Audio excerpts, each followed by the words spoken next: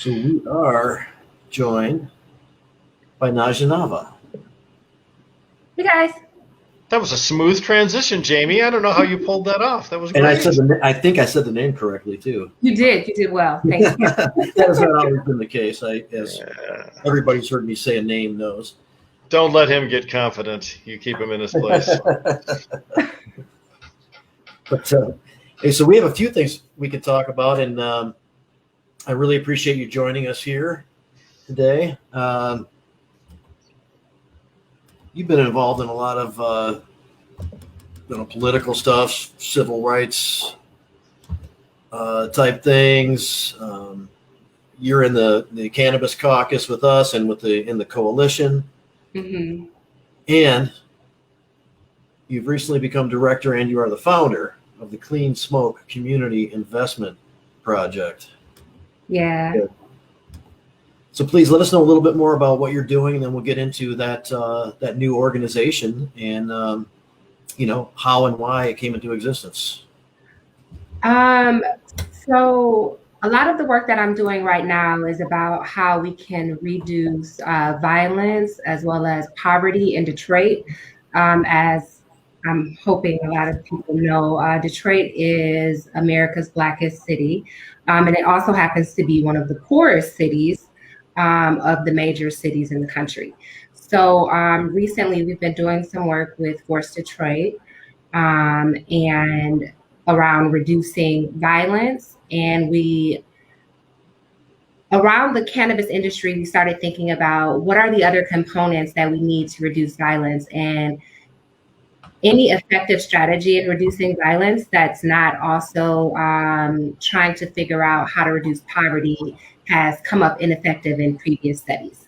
So with the Clean Smoke Community Investment Project, what it is we've taken the marijuana space and what is supposed to be a vibrant, loving space, and just making sure that we're directing some of the revenue that's coming into our city at positive things to rebuild the communities that have been ravished by the war on drugs.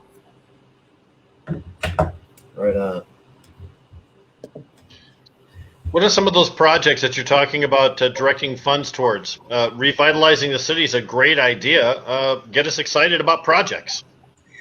So we have a 3-tier approach that we are going at the investment. We want to invest in reentry because there are still so many people locked up in Michigan prisons on marijuana-related offenses. And as we're striving towards getting freedom for our brothers and sisters who are still incarcerated, we want to make sure that they have access to funding, to housing, transportation, and things of that nature. So with Michigan Cannabis Freedom Coalition, which both Rick and Jamie are a part of with me, we have been issuing grants to people as they are being released from Michigan prisons. We've been helping them out as they're on the inside or trying to help their families out in whichever way that we can once we're partnering with them on our clemency programs. So we want to make sure that that program has funding and other programs like it. The second option is we want to make sure that people who were overly criminalized before because of marijuana now have an opportunity to get into the industry. So small startup capital, business resources, and things like that, we're trying to help build out for Detroit legacy applicants, as well as people who didn't quite get an opportunity to fill out the legacy application, but we know that they've been in the city because they have arrests in the city or something like that. You know, we're trying to take people who would be considered, would have been considered black market, and making sure that they get a legitimate opportunity. That last component is rebuilding the cities. So it's not, what we want to do is we want to make sure that while we're going into these communities, we're asking them what kind of things they want to see to help rebuild their communities. It's parts of Detroit that look like they're war zones. And there are still people who live there. And I'm sure they have ideas on how they would like to see their neighborhoods improve. And we want to help fund those ideas. Right on. So, and this was kind of born out of need as the direction of the coalition took shape too. Yes. Yeah. When we were when the coalition was being built, we also had a forum. Force Detroit hosted it. It was called Cannabis, Black Equity, and Decriminalization. And in that forum, we were talking about resources that are available, and we touched on those three topics and how there wasn't like a single resource that we could point to in the state, but everything is all scattered. Instead of it just being like, hey, Detroiters, as you're coming home, you have this access. Hey, if you want to get involved in cannabis and you previously had a conviction, we're a resource. Hey, do you want, when you come home, do you want to help us rebuild your neighborhood? Hey, let's employ them.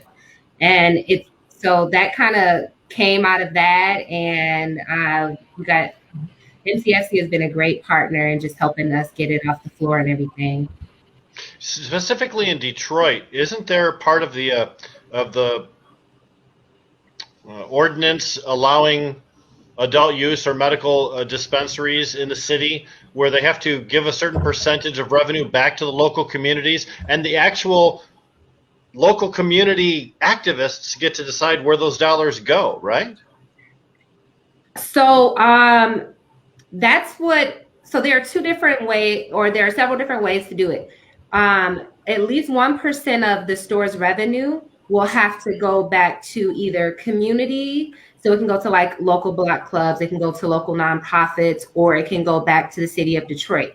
And then with the city of Detroit funds, we're asking that let the community decide on where those funds go.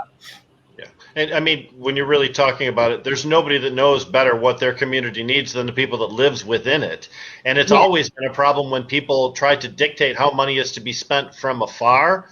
They have no real world perspective. So empowering people with the paycheck to actually make good happen in their own neighborhood, that's powerful stuff. Is that something that we've seen replicated in other communities across America, or is this really something kind of unique to Detroit? It's really unique to Detroit. So this is something that we're building from the ground up. It'll be the first model in the state, and we're hoping to adapt it in other cities if it goes smoothly. There is a project that's similar. It's called the Boston Impact Imanji Fund. And theirs is similar, where the community gets to invest in the projects that they want to see spring up in their communities. And so they kind of helped me with like a lot of legal framing and things like that. So, and then we adapted it with like the cannabis codes and things like that. Well, that's really the goal, to take a good example and then improve upon it. And then your example then will be what other people use for their own models, right? Absolutely. Hopefully. Yeah. Fantastic. There's a lot that goes into the process of somebody getting out of prison and then trying to get, back into the groove of something functional and, out of there. Yeah. And seems to be very aware of, a lot of those details. And that's what this is in part paying attention to. Yeah. We've been working, we've been trying to urge the governor, as you guys have been, so active with as well, to set a criteria for clemency so that we can get some volunteer lawyers to push through a set of clemency applications.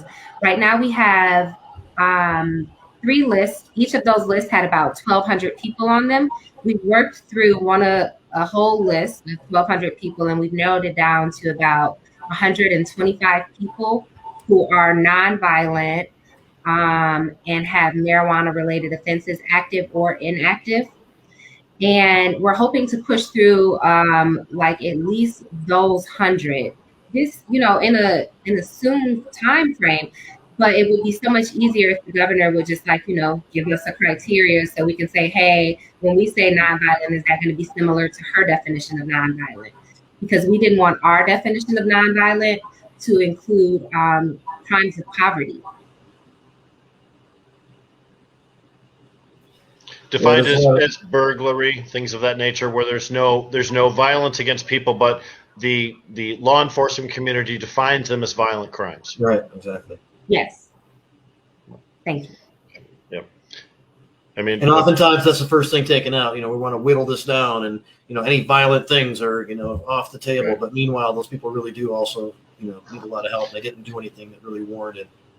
We also know that the police system that we have in our court system oftentimes make people say that they're guilty of things that technically they may not be guilty of, just so that they can get leniency within sentencing.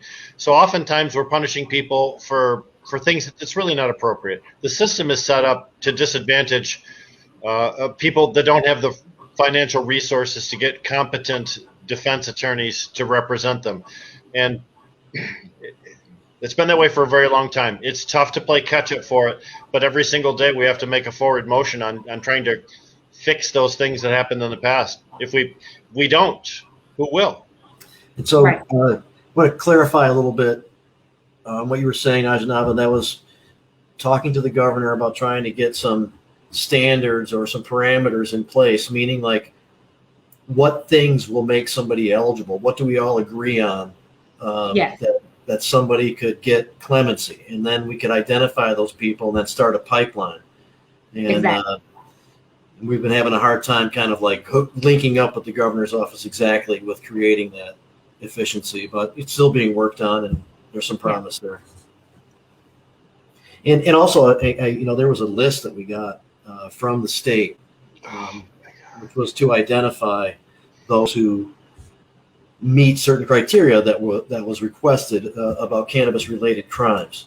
Mhm. I know that you've gone through that list pretty extensively, and there's some confusion as to why some people are on there. There's not cannabis-related stuff. There's very serious, violent type things. Yeah. Not stuff that was in the confines of the request. And but you have been able to, nonetheless, go through that list and identify people in need of help, and have begun a process of reaching out, and that's part of it too, right? Getting a hold of people there and letting them know that somebody knows that they're in there, and many of these people, that are just very appreciative of that effort. And that's something that the coalition and I think you are doing also. Right. And we're not, a lot of times you'll have people, they'll reach out for your story, but they can't really do anything to help. So we wanted to make sure that we weren't one of those coalitions. We're trying really hard to make sure that we're able to, if we're reaching out, that we think that they're a good candidate for clemency, which means that we're going to try to put in a clemency application for you. So hopefully you're going to get out soon. If you're up for parole and you need letters of support, and we thought that you would have been a good candidate for the clemency process, we're going to help with, writing letters for you. We just want to make sure that when we're reaching out to people, we're offering them hope, to let them know that, hey, we see that this billion-dollar industry is taking off, and we haven't forgotten about you. One thing that I think is being left out a little bit of this particular story is the number of people that the government sent us. When we asked the government to give us a list of people who were incarcerated for cannabis-related crimes, they did what they sometimes do when they don't like a FOIA request. They gave us a ton of information. What they try to do is they swamp the requester with so much data, there's no way they can reasonably process it in order to find the data that they were really sincerely looking for. So when I look at it, Najanava, what was that, a couple thousand names that were on that list originally? So we got it down to about 1,200 when they sent us over the final list. But we've gotten 3 different lists from 3 different forms of government, and they each have about 1,200 people. But several of them didn't have like cannabis-related offenses at all on there. Some of them were like we had already said, if they have so it was just wild. Some of the things that were on there, we were like, oh, okay. So when we talk about talking to the governor's office in order to try and get clemency, it makes a lot of sense to us. But what we're seeing is government that is not happy with our requests. We see that we're not making a lot of headway with the governor's office. When we ask for the names, we got a flood of them from 3 different departments. This is a government that really doesn't want to do things differently than they've been doing them for a long time. And what we are doing is trying to force change, and force change faster than they normally like to have it done. So government's not responding as well as we'd like them to. I mean, is that a fair assessment, would you think? So I can't say that. So we haven't spoken to the governor directly, right? But in the conversations that we have had, what it seems like they're trying to communicate is that they're open to the clemency requests. But I don't know if we've been able to communicate that, hey, if we sent you 1,200 clemency requests, like you sent us this 1,200 names, what that would do to your system. And that's kind of what we're saying is, we appreciate that, you're open to clemency and all of this, but it's hard for us to even get lawyers to sign on to do clemencies without those clear parameters. So it's like it's making the whole process go slower by not giving us a clear directive. So, yeah. I get you. One thing I'll note too is that when the governor's office says, yeah, we're willing to take those clemency requests, they didn't give up anything. That's the process that already exists. They're basically saying, feel free to flood us with as many of those through our current methodology as you'd like. And what we'd like to do is to have a more streamlined methodology and right. One that can be more targeted so that we don't waste the time of the people like the parole board that has to be involved in those decisions. And at the same time, we're also respecting the human beings that are behind bars for reasons that they shouldn't be. I think it's pretty reasonable too, based upon how the campaign of the governor, her pledge to help out with things like this. Right. Mm-hmm. I don't think she's kind of, she's stated that she believes that she's kind of matched up to, her campaign promises, but the expungement language kind of shortchanged cannabis a little bit. There's a lot of room for improvement there. There's still people in prison. She's been in there for over 2 years. These are things that she discussed that she would help out with. And she low prioritized it, as do many when they get into office. Maybe had some good intentions, maybe really does agree with us on some levels, but does not make this her priority in any way or find it to be as important as other issues. Of course, many other important issues are on the table, defense, but this is something that can be done. It should be done. And here's a great way that's being presented to her to be able to facilitate it. I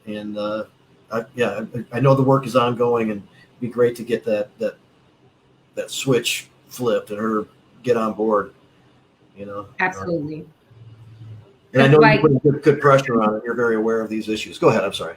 Yeah, the response that we've been getting is just that the governor's office doesn't work with outside agencies on issues of clemency. And so that it seems as if that policy just needs to be amended a little bit. Even if it can't be a partnership, even setting a clear criteria would help us get the process going. Because right now the system looks like it's working because they're not getting the number of requests in comparison to how many people are in jail, but are in prison. But in fact, the system is failing the way it's intended to succeed, to make it look like it's working, but it's actually failing the people. Right. Bureaucracy. Exactly. I can't hear you. Rick, you're muted. You're saying some important shit, but every show, one of us does it. That's for sure. Oh, I love StreamYard. I'm just saying that it's easy to have a small number of clemency requests if you make the process so difficult that the average person can't complete it, and if you make it so difficult that you have to have legal representation all the way through. And Najanava, some of these clemency programs, they take months, if not years, once they even begin, right? Yeah. Yep. Especially without the government working with us, then yes. It can take you. That the Michael Thompson, that was a grand effort. Everybody knows there were national organizations on that. Many lawyers, many groups and organizations in Michigan. Mm-hmm. Kind of seems like the state likes to rest on that. Like, hey, look what we did. This one person and great person to get out, candidate should be out, everything. Yeah. But we are saying this should be the first of many. And I think they think this was an accomplishment, which it is. Yeah. Of course, But that I think that they felt like, hey, we presented a good case with Michael Thompson, and as soon as we get another one like him, go ahead and send them. And like, come on. It doesn't have to be so sterling perfect of a case for them to want to rush it through. There are a lot of people that maybe have some, let's just call it murky details of their incarceration, but they've done way too much time. And for something that's really a victimless crime, especially when there's no violence involved. Yeah. And especially when there are people out here making millions of dollars on that same thing today, Yeah. And we really do need to fix the expungement language. I know that, and we've mentioned it here on the show, there's a new organization, Glenn, Great Lakes Expungement Network. Yeah. We're working on trying to, Josie Scoggin, Sons and Daughters, Ryan Basor, Redemption Foundation, working on, trying to get people out who are in need, who have a cannabis-related thing. But there's this period of time where there can't be any crimes being committed, for a long period, 5-7 years, depending on what the circumstances are. You have a guy that has a simple possession misdemeanor, and we can't get it off his record because he's got a driving unsuspended or something like that, 2 or 3 years ago. Yeah. And that simple possession misdemeanor, that should be automatic. Mm-hmm. The system is set up to say no. The system's set up to say no. And the yeses are few and far between, and I think we need to reverse that, especially at a time now when we're finding that the prison industrial complex is such a drain on society. We need to reduce the number of people, not only for humanitarian reasons and for criminal justice and social justice reasons, but also for financial reasons. Oftentimes, you have to appeal to certain lawmakers based on dollars and cents, because you can't cry a story to them and have it mean anything to those people. If it's not fiduciary, then they don't want to listen to it. So let's talk about reducing the number of prisons we have in Michigan to reduce our debt load. That's a good thing. Yeah, absolutely. I was recently going over like some of those numbers, because here in Wayne County, we're still seeing arrests for simple possession or, so we've been working on talking to, we just got a new police chief in Detroit. So he came out to Rouge. We had a peace picnic at Rouge this weekend. And so he came out there, and I was telling him like, hey, is there any way that we can, maybe stop arresting people this summer, at least for any possession and anything small. We have so much going on in Detroit. Arresting people for weed just can't be the priority. And, so I've been saying that to whomever will listen here in Detroit and in Wayne County. And so I'm hoping that with the new police chief, we'll actually get to sit down and talk about some of the ways that we can move past this and make our city more progressive. It's no reason for our city to be policed the way that it is still for marijuana. That's right. And that was unfortunate. There's a couple of cases that I know of. One was fortunately dismissed. Right. And that was a guy that was looking at several years. He has previous criminal history, and it gets into some, I think maybe weapons and some other drugs and stuff like that, and was selling a small amount of cannabis to somebody else. And of course, transfer without remuneration from 21-year-old plus to 21-year-old plus is okay. With remuneration, it's not exactly clear what the order of things are supposed to be in the MRTMA, and the prosecutor, Kim Worthy, chose to look at it like, well, if you sell it, then you lose all your protections, and then we go to the criminal code. Now you're a felon. So the MRTMA wasn't implemented. It's supposed to be looked at through those eyes first, as of December 6, 2018, and those previous issues ought not have come into play. But that guy was looking at several years in felonies. Now that got dismissed. There's another guy who has several felony firearm charges that stems from an initial cannabis issue, with it not being properly looked at through the lens of the MRTMA. Again, we are working on trying to deschedule with some lawmakers, and one of those types of cases are fertile ground for challenging the scheduling and how it goes to the criminal code like that. And that in one way or another, it's got to come off.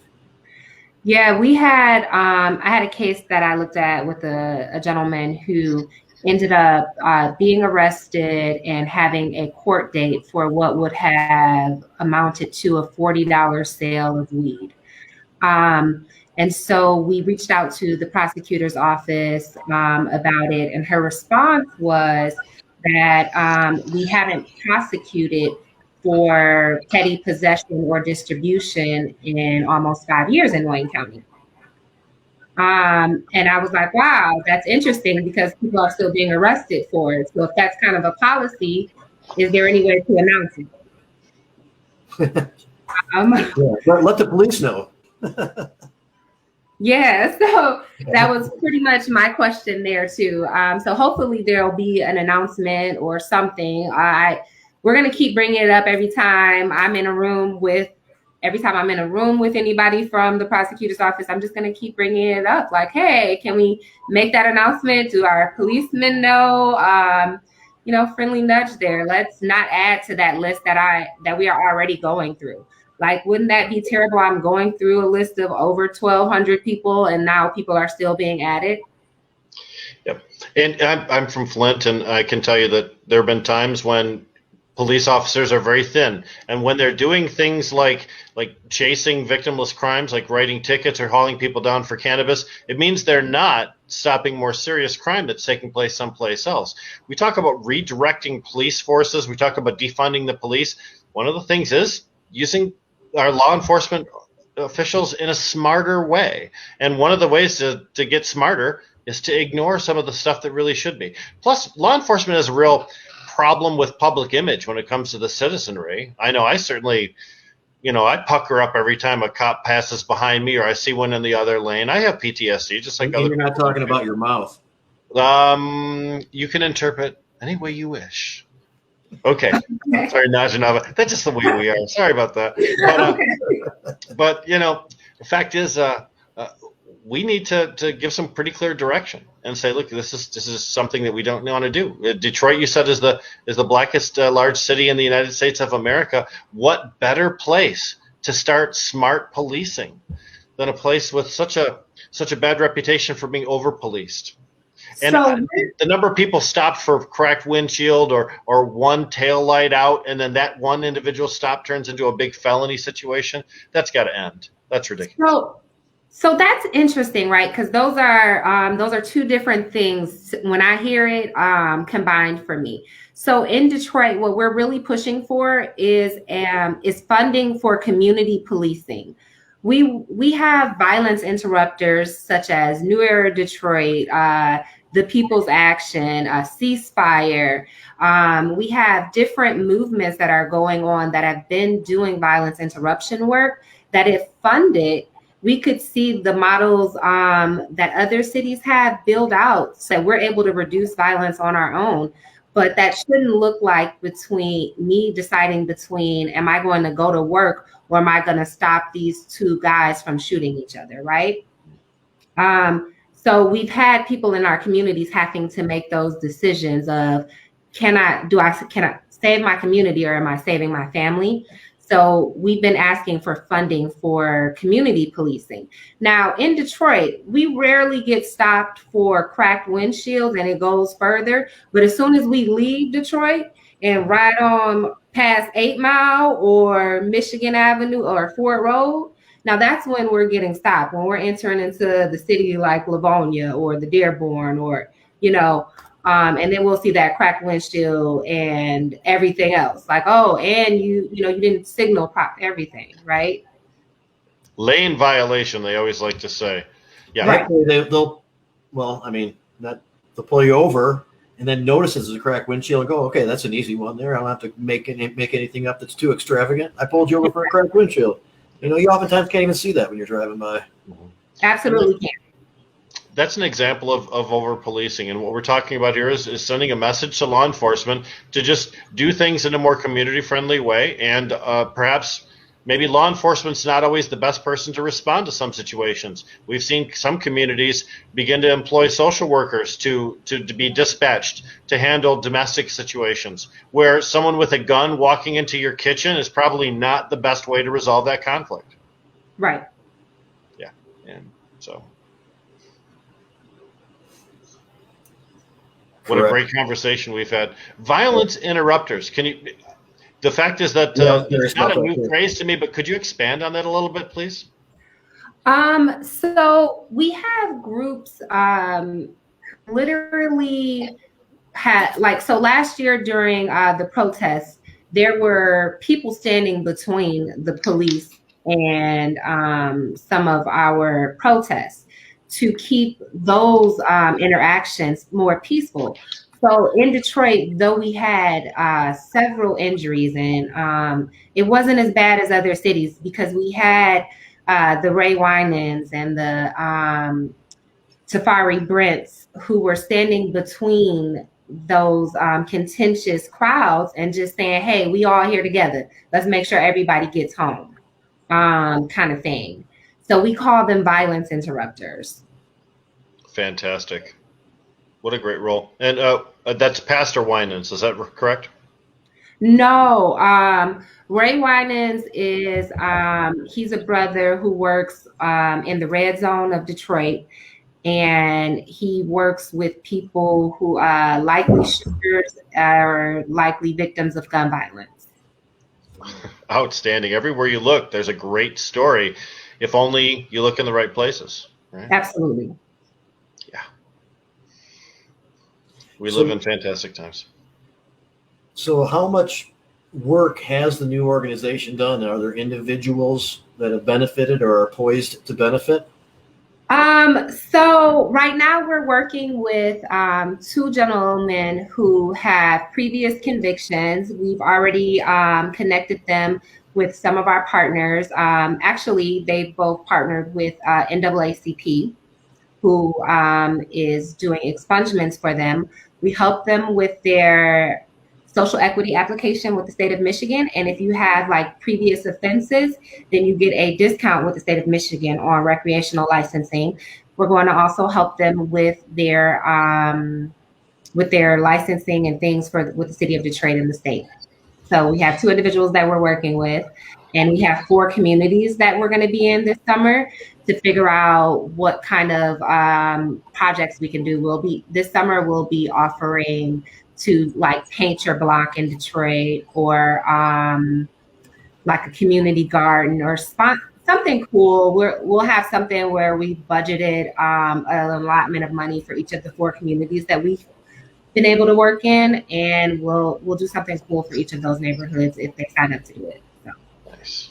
Is that the Detroit NAACP that you refer to? Yes. So traditionally, like national NAACP, Lansing NAACP has been pretty cool about cannabis reform, but the Detroit chapter typically has not been. So I'm not saying that they're good, that they're pro marijuana. They are pro expungement. They are pro freedom. Right. Which is why you think that they would. I don't want to intertwine the two. They know that my people have. They know that my people have marijuana convictions. They're going to be doing anything that's under that clean slate. Right, and that's awesome. Yeah. But there's an obvious connection between unnecessary targeting via small cannabis activity and the dockets of the courts being filled up for a long time in Detroit over that stuff, and like serious crimes coming down from it. And so to like not want that to be kind of in the mix, you would think would make sense to them, but that's been a difficult one to present. Yeah. But it is great that they understand like, everything else, let's say. Yeah. Yeah. I think we kind of have to let people rest on their laurels a little bit, part of the whole freedom thing. They've been pretty strong on, and there are communities in Detroit, right, that do not want to see marijuana businesses, right? And these are communities that have already been thriving, and they have somewhat of an older population, a more religious population, and some of them don't want to see cannabis in their communities. And so we kind of have to like respect that a little bit too. But we are saying that please don't arrest the brother riding through your hood who may have, So as long as we have that comfortable boundary, I'm okay with you.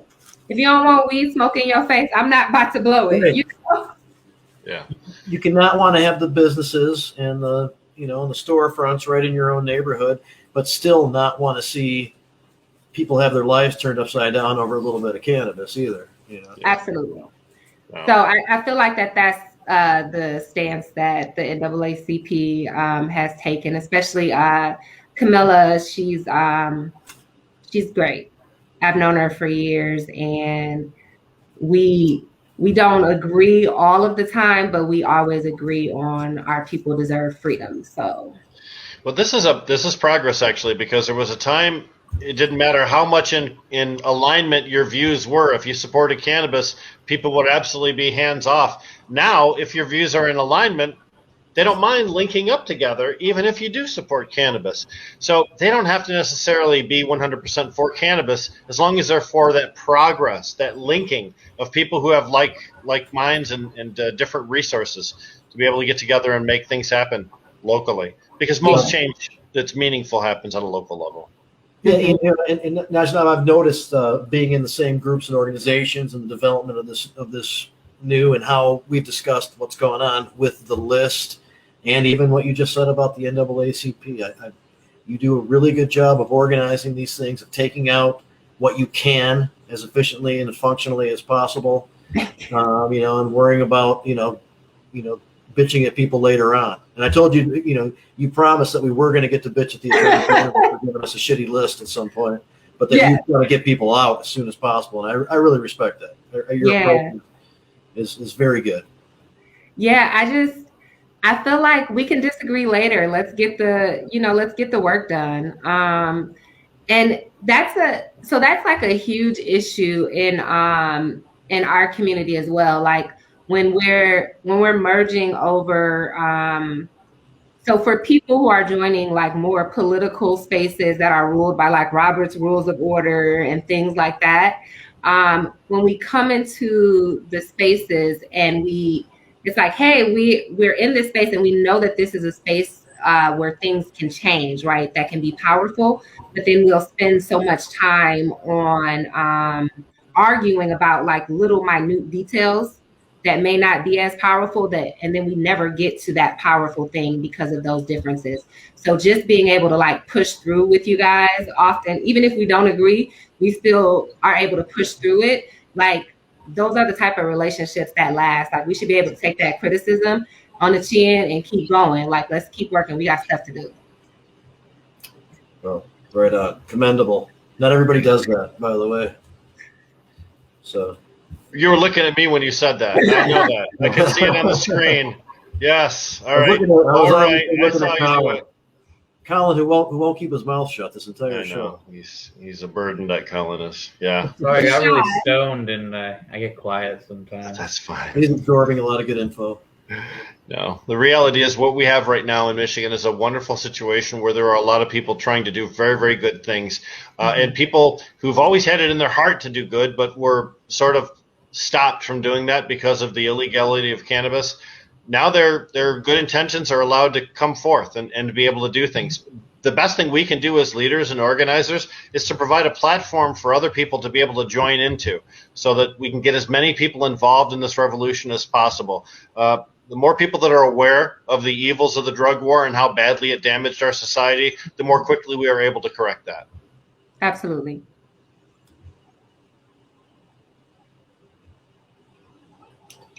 Let's embrace that for a moment. Thanks, Astro Charlie. I feel like that was a good space for a commercial break, but that's